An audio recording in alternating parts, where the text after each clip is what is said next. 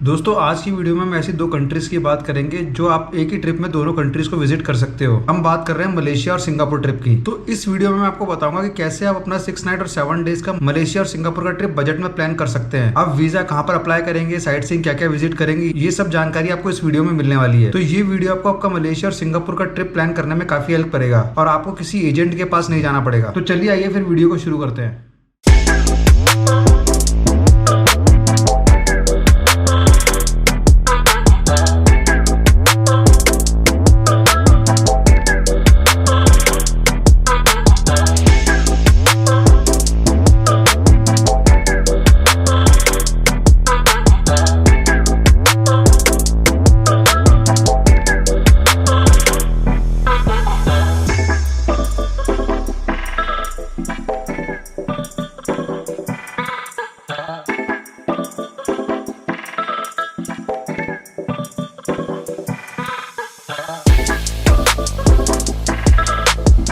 स्वागत है दोस्तों आपका एक और नई ट्रैवल गाइड वीडियो में। जैसा कि आपको पता है कि इस वीडियो में हम सिंगापुर और मलेशिया की बात करने वाले हैं। तो आप इस ट्रिप के लिए मल्टी सिटी फ्लाइट्स बुक करेंगे। लाइक जैसे आप मलेशिया कुआलालंपुर सिटी से एंट्री करके और सिंगापुर से एग्जिट करें, या फिर सिंगापुर से एंट्री करके मलेशिया कुआलालंपुर सिटी से एग्जिट करें। तो आज के इस वीडियो में मैं आपको मलेशिया और सिंगापुर के flight, hotel, visa, SIM, public transport और मलेशिया और सिंगापुर ट्रैवल से रिलेटेड काफी डीप इन्फॉर्मेशन देने वाला हूँ। और सबसे इंपॉर्टेंट कैसे आप कुआलालंपुर एयरपोर्ट और सिंगापुर एयरपोर्ट से सस्ते में सिटी सेंटर तक जाएंगे। तो ये वीडियो आपके लिए काफी इन्फॉर्मेटिव होने वाला है, तो इस वीडियो को एंड तक देखना क्योंकि ये आपके मलेशिया और सिंगापुर के ट्रैवल प्लान करने में काफी हेल्प करेगा। तो चलिए सबसे पहले बात करते हैं कि आप अपनी फ्लाइट्स कैसे बुक करेंगे।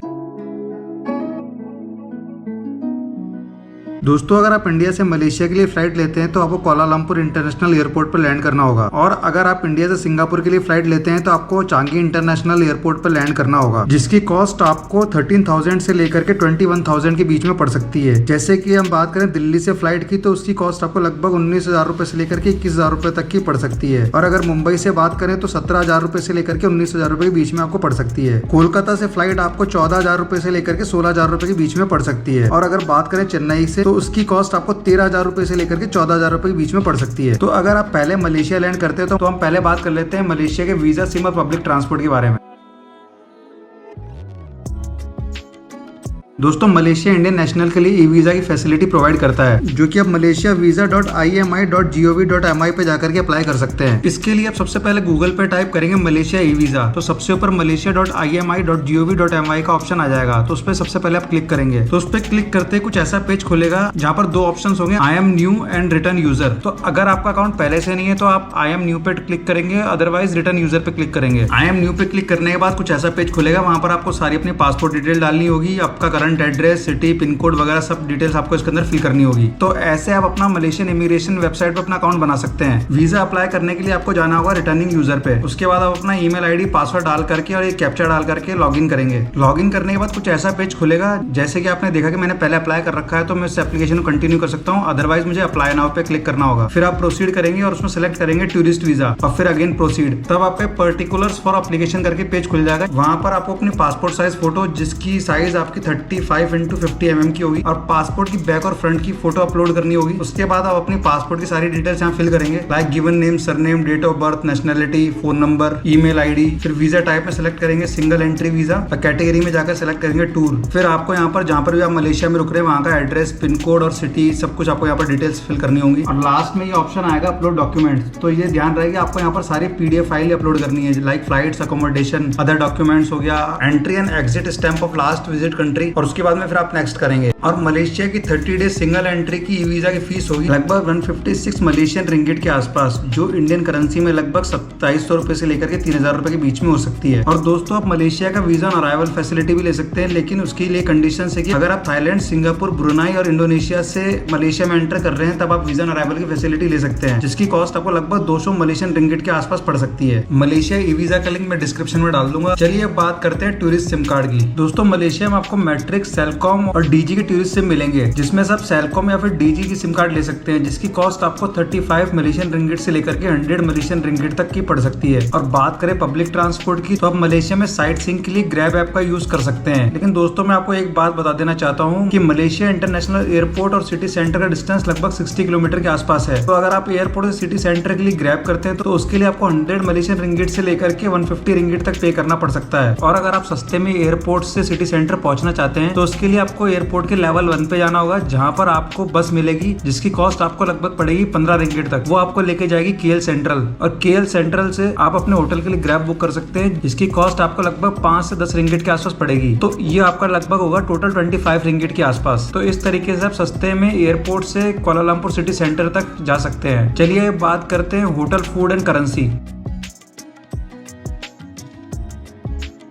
दोस्तों आपको कुआलालंपुर में हॉस्टल, होटल और एयरबीएनबी अपार्टमेंट्स आराम से सस्ते में मिल जाएगा, जहां पर आपको हॉस्टल लगभग 400 रुपए के आसपास पर नाइट में मिल जाएगा। और बात करें होटल की, तो होटल आपको लगभग 1200 से लेकर के 1500 रुपए के बीच में मिलेगा। और अगर आप एयरबीएनबी अपार्टमेंट बुक करना चाहते हैं तो वो भी आपको स्टूडियो अपार्टमेंट 1400 रुपए पर नाइट के हिसाब से मिल जाएगा। और बात करें करेंसी की, तो मलेशिया में मलेशियन रिंगिट यूज होते हैं, जिसकी एक्सचेंज रेट लगभग 1 Malaysian ringgit equal to 18 Indian rupees के आसपास होती है, जो आप इंडिया से भी कैरी कर सकते हैं या फिर आप डॉलर कैरी करके मलेशिया में जाके एक्सचेंज भी करवा सकते हैं। और कुआलालंपुर में फूड आपको आराम से 800 रुपए से लेकर के 1000 रुपए तक का पर डे का मिल जाएगा। तो चलिए ये बात करते हैं कि 3 नाइट्स एंड 4 डेज में कुआलालंपुर में क्या क्या प्लेसेस विजिट करेंगे। दोस्तों वो कुआलालंपुर में काफी स्काई स्क्रैपर्स देखने को मिलेंगे, जिसमें से वर्ल्ड सेकंड टॉलेस्ट बिल्डिंग मर्डे का 118 भी आपको कुआलालंपुर में देखने को मिलेगी, जिसकी हाइट 679 मीटर है। हालांकि बिल्डिंग अभी बनी है तो इसमें टूरिस्ट एंट्री अभी अलाउड नहीं है, लेकिन जब भी अलाउड होगी तो मैं आपको अपने वीडियो में अपडेट कर दूंगा। लेकिन अभी आप इस बिल्डिंग का बाहर से व्यू ले सकते हैं। इसके अलावा डे 1 में आप विजिट कर सकते हैं कुआलालंपुर की iconic building Petronas twin tower. ये ट्विन टावर 1998 से 2004 तक वर्ल्ड टॉलेस्ट बिल्डिंग हुआ करता था। इसकी हाइट 452 मीटर है और इसकी एंट्री टिकट लगभग 35 से 40 मलेशियन रिंगिट तक हो सकती है। और आप कुआलालंपुर में विजिट कर सकते हैं केएल टावर। ये भी एक टॉलेस्ट बिल्डिंग है जिसकी हाइट लगभग 421 मीटर है। और इसमें आप विजिट कर सकते हैं स्काई डेक, स्काई बॉक्स और ऑब्जर्वेशन डेक, और जिसकी प्राइस लगभग 38 रिंगिट से लेकर के 60-70 रिंगिट तक हो सकती है। और रात में आप नाइट लाइफ एंजॉय करने के लिए जा सकते हैं चंगटी स्ट्रीट। यहाँ पर आपको काफी सारे बार्स और डिस्क देखने को मिलेंगे, जहाँ पर आप जाकर के ड्रिंक वगैरह एंजॉय कर सकते हो। डे 2 में आप विजिट कर सकते हैं श्री महामरियम्मन टेम्पल, जो की कुआलालंपुर का एक बहुत ही पुराना हिंदू टेम्पल है, जिसको लगभग 1873 में बनाया गया था। और टेम्पल विजिट करने के पास आप पास में ही चाइना टाउन में विजिट कर सकते हैं, जहाँ पर आप चाइनीज फूड और चाइनीज कल्चर को एंजॉय करेंगे। और उसके बाद आप जा सकते हैं बातू केव, जो कि हिंदू गॉड लॉर्ड मुरुगन को डेडिकेटेड है। बातू केव्स में आपको लगभग 272 स्टेयर्स चढ़ करके ऊपर जाना होगा, जहाँ आपको दिखेगी एक लाइमस्टोन की बहुत ही खूबसूरत केव और एक टेम्पल। और बातू केव्स में आपको देखने को मिलेगा केव विला, जहाँ पर आपको काफी खूबसूरत स्टैचूज देखने को मिलेंगे, जिसकी एंट्री टिकट लगभग 5 रिंगिट तक होगी। और यहीं पर ये आपको देखने को मिलेगी रामायण केव, जिसकी एंट्री लगभग 10 रिंगिट तक होगी, जहाँ पर आपको पूरी रामायण की कहानी मूर्तियों के फॉर्म में देखने को मिलेगी। तो रामायण केव्स को भी आप बातू केव पे विजिट कर सकते हैं। और फिर आप जा सकते हैं मर्डेका स्क्वायर या फिर इंडिपेंडेंस स्क्वायर, जहाँ पर आपको कुआलालंपुर का आइकॉनिक बिल्डिंग सुल्तान अब्दुल समाद बिल्डिंग देखने को मिलेगी, जहाँ पर किसी टाइम पे ब्रिटिश कॉलोनी के गवर्नमेंट ऑफिस हुआ करते थे। दोस्तों डे 3 को या तो अपना फ्री रख सकते हो शॉपिंग वगैरह के लिए, या फिर आप ले सकते हो हॉप ऑन ऑफ ऑफ बस, जिसकी कॉस्ट आपको 50 रिंगिट से 100 रिंगिट के बीच में पड़ सकती है। और जिन लोगों को नहीं पता कि हॉप ऑन हॉप ऑफ बस क्या होती है, तो मैं बता दूं, हॉप ऑन हॉप ऑफ एक डबल डेकर बस होती है जो आपको सिटी टूर करवाती है, जिसका आप 24 आवर्स या 48 आवर्स का पास ले सकते हैं। इसका कुछ ऐसा मैप होता है जिसमें लगभग सारी साइट सीइंग कवर होती है। तो आप अपनी सिलेक्टेड साइट सीइंग पे हॉप ऑन हॉप ऑफ बस से भी विजिट कर सकते हैं। या फिर आप जा सकते हैं जेंटिंग आइलैंड, जिसका डिस्टेंस कुआलालंपुर से लगभग 56 किलोमीटर के आसपास है। जेंटिंग आइलैंड मलेशिया का एक हिल स्टेशन है, जहाँ पर आपको काफी सारी एक्टिविटीज करने को मिलेंगी। लाइक जैसे वहाँ पर आपको काफी सारी राइड्स मिलेंगे, अम्यूजमेंट पार्क्स मिलेंगे, टेम्पल्स, स्नो वर्ल्ड, शॉपिंग और काफी सारी एक्टिविटीज करने को मिलेंगी। जेंटिंग आइलैंड जाने के लिए आप मॉर्निंग 7:30-8 AM की बस केएल सेंट्रल से ले सकते हैं, जिसकी कॉस्ट आपको 20 रिंगिट के लगभग वन साइडेड पड़ेगी, जिसमें आपको जेंटिंग आइलैंड की अवाना स्टेशन तक की बस और केबल कार राइड मिलेगी। और इवनिंग में आप 6 PM की बस लेकर के कुआलालंपुर रिटर्न आ सकते हैं। तो आप इस तरीके से अपने थर्ड डे को मलेशिया में स्पेंड कर सकते हैं। तो दोस्तों इस तरीके से आप अपने बजट के हिसाब से कुआलालंपुर की 3 नाइट्स एंड 4 डेज की अपनी आइटिनरी प्लान कर सकते हैं। चलिए आइए अब सिंगापुर की आइटिनरी की बात कर लेते हैं। दोस्तों कुआलालंपुर से सिंगापुर आप बस या फिर फ्लाइट लेकर के जा सकते हैं, जिसमें जिसमें फ्लाइट से आपको लगभग 1 घंटा लगेगा और जिसकी कॉस्ट आपको लगभग 1500 रुपए से लेकर के 2000 रुपए के आसपास पड़ेगी। और अगर आप कुआलालंपुर से सिंगापुर का बस एक्सपीरियंस करना चाहते हैं तो बस से आपको लगभग 5 से 6 घंटे लग सकते हैं, जिसके लिए आपको लगभग 1200 रुपए से लेकर के 1500 रुपए तक पे करने पड़ेंगे। तो कुआलालंपुर से सिंगापुर बस बुक करने के लिए आप easybook.com का यूज कर सकते हैं और इसी वेबसाइट से आप मलेशिया में कहीं भी घूमने के लिए बस भी बुक कर सकते हैं। easybook.com का लिंक भी मैं डिस्क्रिप्शन में डाल दूंगा। चलिए आइए बात करते हैं सिंगापुर के वीजा, सीमा, पब्लिक ट्रांसपोर्ट के बारे में। दोस्तों, सिंगापुर वीजा के लिए आप डायरेक्टली सिंगापुर एम्बेसी में अप्लाई नहीं कर सकते, क्योंकि सिंगापुर एम्बेसी ने कुछ एजेंट्स को ऑथराइज किया वीजा अप्लाई करने के लिए। तो आप उन एजेंट्स के थ्रू ही सिंगापुर का वीजा अप्लाई कर सकते हैं, जो आप ऑनलाइन और ऑफलाइन दोनों तरीके से कर सकते हैं। और सिंगापुर वीजा अप्लाई करने के लिए जो आपको डॉक्यूमेंट्स चाहिए वो है एक 14A फॉर्म, जो की आपको आपका एजेंट प्रोवाइड करवा देगा, 2 पासपोर्ट साइज फोटो जिसकी साइज 35x45 mm की होगी विद व्हाइट बैकग्राउंड। तीसरा आपको देना होगा एक कवरिंग लेटर, एक इन्विटेशन लेटर, जो की आप जिसमें आप visa counsellor Singapore high commission को एड्रेस करेंगे। तीसरा आपको कंफर्म रिटर्न फ्लाइट्स देनी होगी और होटल बुकिंग्स प्रोवाइड करानी होगी और लास्ट 3 मंथ का original bank statement with stamp and signature by bank. अगर आप ऑफलाइन अप्लाई कर रहे हैं तो आपको अपना पासपोर्ट भी सबमिट करना होगा, जिसकी मिनिमम वैलिडिटी 6 मंथ की होनी चाहिए। और 6 आपको पे करनी पड़ेगी वीजा फीस, जो की है $30 सिंगापुर प्लस 300 एजेंट फीस। ये सब डॉक्यूमेंट्स और लेटर्स आप अपने रेफरेंस के लिए पॉज करके एक बार देख सकते हैं। और अगर बात करें सिम कार्ड की तो दोस्तों आपको सिंगापुर एयरपोर्ट पे $50-70 की सिम कार्ड देखने को मिलेगी, लेकिन आपको वो सिम कार्ड नहीं लेनी है। आपको लेनी है या तो सिंगटेल की टूरिस्ट सिम या फिर आपको स्टारअप की टूरिस्ट सिम लेनी है, जो आपको लगभग $12 से $15 की पड़ेगी और उसमें आपको 100 GB का डेटा भी मिलेगा। और पब्लिक ट्रांसपोर्ट के लिए आप सिंगापुर में यूज कर सकते हैं उबर। लेकिन दोस्तों, सिंगापुर एक बहुत ही एक्सपेंसिव कंट्री है, तो उबर आपको मिनिमम $10 की मिलेगी, जो लगभग इंडियन करेंसी में 600 रुपीज होते हैं। तो आपको एयरपोर्ट से होटल पहुंचने के लिए आपको लगभग 1200 से 1500 रुपए तक लग सकते हैं। लेकिन सिंगापुर में मेट्रो का नेटवर्क बहुत ही शानदार है, तो आप मेट्रो यूज करके भी होटल जा सकते हैं। उसके लिए आपको पहले सिंगापुर एयरपोर्ट से स्काई ट्रेन लेकर के ताना मेरा स्टेशन पे पहुंचना होगा और ताना मेरा स्टेशन से आपको आपके होटल डेस्टिनेशन के लिए मेट्रो आराम से मिल जाएगी। मेट्रो यूज करने के लिए आप बनवा सकते हैं इजी लिंक कार्ड, जिसकी कॉस्ट आपको लगभग $12 सिंगापुर के आसपास पड़ सकती है और उसमें आपको $7 यूज करने के लिए मिलेंगे और उसके बाद आप उसको रिचार्ज करवा सकते हैं। या फिर आप ले सकते हैं $30 में 3 डेज का अनलिमिटेड पास, जिसको आप 3 डेज के लिए सिंगापुर के किसी भी पब्लिक ट्रांसपोर्ट में अनलिमिटेड टाइम्स यूज कर सकते हैं। चलिए बात कर लेते हैं होटल, फूड एंड करेंसी की।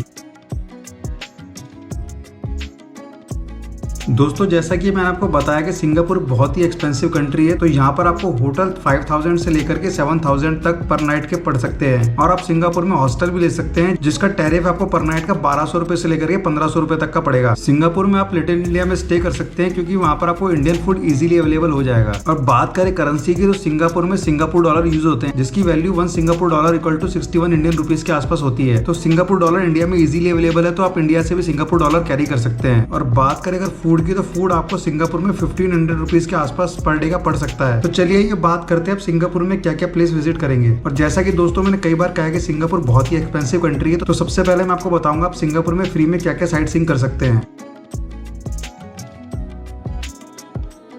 दोस्तों, सबसे पहले आप विजिट कर सकते हैं सिंगापुर का चांगी इंटरनेशनल एयरपोर्ट, जो हर साल वर्ल्ड एयरपोर्ट में नंबर 1 रैंकिंग पे आता है, जहां पर आपको देखने को मिलेगा वर्ल्ड टॉलेस्ट इंडोर वाटरफॉल। इसके अलावा आप विजिट कर सकते हैं गार्डन्स बाय द बे। ये सिंगापुर का एक बहुत ही फेमस फोटोग्राफिक लोकेशन है और इवनिंग में आप फ्री में गार्डन बाय द बे पे लाइट एंड साउंड शो को भी एंजॉय कर सकते हैं। इसको विजिट करने के लिए आपको सिंगापुर के बे फ्रंट स्टेशन पे जाना होगा, जहाँ पे आपको लगभग सारी फ्री साइट सीइंग मिलेंगी, जैसे सिंगापुर की आइकॉनिक बिल्डिंग और most expensive hotel Marina Bay Sands. और मरीना बे सैंड्स में एक कैसीनो भी है, जहाँ पर टूरिस्ट एंट्री फ्री है, जहाँ पर आप फ्री में सॉफ्ट ड्रिंक और जूस एंजॉय कर सकते हैं, पर उसके लिए आपको अपना पासपोर्ट साथ में कैरी करना होगा। और आप विजिट कर सकते हैं हेलिक्स ब्रिज, जहाँ पर नाइट्स में काफी खूबसूरत लाइटिंग्स होती हैं। और सिंगापुर का आइकॉनिक स्टैचू, जो आपको हर सिंगापुर के फोटो में देखने को मिलेगा, मरलायन स्टैचू। ये सारी एक्टिविटीज आप एक बार में ही कवर कर सकते हैं। और आप विजिट कर सकते हैं लिटिल इंडिया, जहाँ पर आप हिंदू टेम्पल्स में जा सकते हैं और इंडियन फूड को एंजॉय कर सकते हैं। और इसके अलावा सिंगापुर में आप विजिट कर सकते हैं सिंगापुर चाइना टाउन, जहाँ पर आपको चाइनीज स्ट्रीट फूड मिलेगा और काफी सारे चाइनीज सुवेनियर देखने को मिलेंगे। तो आप सिंगापुर में चाइना टाउन को भी विजिट कर सकते हैं। सिंगापुर में नाइट लाइफ एंजॉय करने के लिए आप जा सकते हैं क्लाकी। ये एक बहुत ही हैपनिंग प्लेस है, यहाँ पर काफी बार्स और लाउंजेस देखने को मिलेंगे